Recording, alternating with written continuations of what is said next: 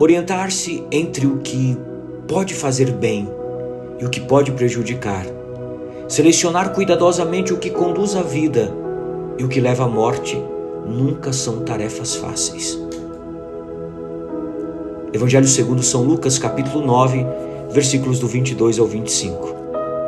Meus irmãos e minhas irmãs, após o gesto do jejum e o rito da imposição das cinzas, com os quais ontem inauguramos o caminho quaresmal, a palavra de Deus contida nas Escrituras de hoje parece querer nos surpreender e desorientar. Não tanto pelo horizonte em que se inscrevem as palavras da liturgia, que continua sendo da conversão evangélica, que deve ser assumida com humildade e lucidez da nossa parte, mas sim pela perspectiva de vida que permeia todo o discurso de Moisés ao povo. Tomo hoje o céu e a terra como testemunhas contra vocês. Eu lhes propus a vida e a morte, a bênção e a maldição. Escolham, pois, a vida, para que vocês e seus descendentes vivam. Deuteronômio, capítulo 30, versículo 19. Meus irmãos e minhas irmãs, especialmente em nosso tempo, no qual acreditamos ter muitas oportunidades, mas na realidade somos muito pobres em sabedoria e, portanto, em capacidade de discernimento, mesmo nas circunstâncias mais comuns e banais. Veja, essa não é uma condição inédita, mas totalmente compatível com a experiência de Israel no deserto, quando a vertigem da liberdade crescia proporcionalmente à vastidão incontrolável do espaço a ser atravessado até a terra prometida por Deus. O grande desafio que Israel era chamado a enfrentar, que era chamado a assumir, é o de escolher a vida e nada mais.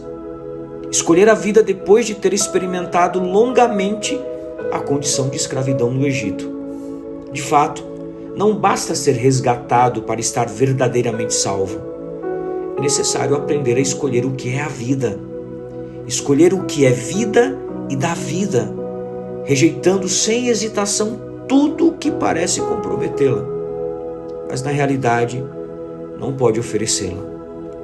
A Quaresma nos coloca imediatamente diante dessa responsabilidade fundamental que poderíamos definir como o grande desejo de sermos homens e mulheres vivos nas circunstâncias e nos lugares de nossas relações cotidianas, sem jamais ceder a compromissos com nada e ninguém que possa ferir nossa imagem e semelhança, aquela semelhança original com o Deus da vida. Se escolher a vida pode parecer uma tarefa fácil, quando as circunstâncias não nos são desfavoráveis, o Senhor Jesus no Evangelho declara abertamente que a vida não só pode ser desejada, mas também abraçada, mesmo quando o preço a pagar se torna muito alto. O Filho do Homem deve sofrer muito, ser rejeitado pelos anciãos, pelos chefes dos sacerdotes e pelos escribas, ser morto e ressuscitar ao terceiro dia. São Lucas capítulo 9, versículo 22.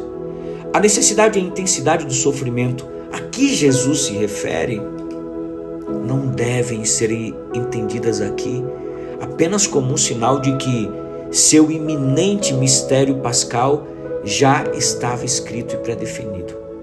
Pelo contrário, podem ser compreendidas como as inevitáveis consequências de uma escolha de amor pela nossa humanidade, pela nossa fraqueza, uma escolha de amor pela nossa humanidade desejada e acolhida sem nenhuma retratação.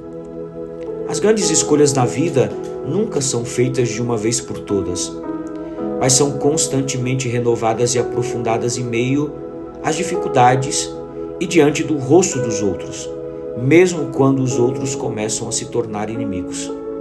Além disso, sabemos, ou pelo menos deveríamos lembrar, que é apenas quando nossas possibilidades de movimento se reduzem ao mínimo que nossas escolhas se tornam.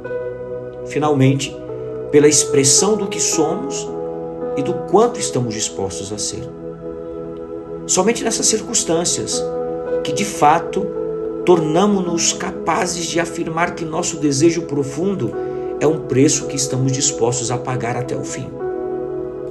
Dispostos até mesmo a perder, para não falhar no cumprimento do nosso batismo. Quem quiser salvar a sua vida, a perderá. Mas quem perder a sua vida por minha causa, a salvará. São Lucas, capítulo 9, versículo 24. As escolhas para as quais Jesus nos impulsiona são escolhas contra a corrente deste mundo, contra as ideias, contra as ideologias. Muitas vezes, viver o Evangelho significa ser rejeitado pela mentalidade do mundo. Ninguém gosta de ser excluído do grupo. Ninguém gosta de se sentir isolado da maioria. E, no entanto, vai chegar um momento em que precisamos nos perguntar se estamos dispostos a seguir Jesus até as últimas consequências. Estamos dispostos a seguir Jesus até as últimas consequências? Se alguém quer me seguir, se alguém quer seguir Jesus, é assim que ele vai dizer: se alguém quer me seguir, precisa aprender a dizer não a si mesmo. Precisa parar de se lamentar da própria vida e escolher assumir a responsabilidade por ela, sem mais se colocar no papel de vítima. Todos aqueles que se debatem para se salvar por si mesmos acabam se afogando primeiro. Ao contrário, aqueles que confiam no Senhor, aceitando deixar-se salvar, acabam permanecendo à tona. De que adianta o homem ganhar o mundo inteiro se vier a perder ou arruinar a sua própria vida? De que adianta continuar vivendo de maneira compulsiva, sem perceber que não é o acúmulo de bens que nos faz viver, mas sim a consciência de pertencermos a alguém, de permanecermos com alguém. Assim, o Evangelho de hoje nos indica um caminho claro: não ter medo de levar às últimas consequências o nosso seguimento a Cristo.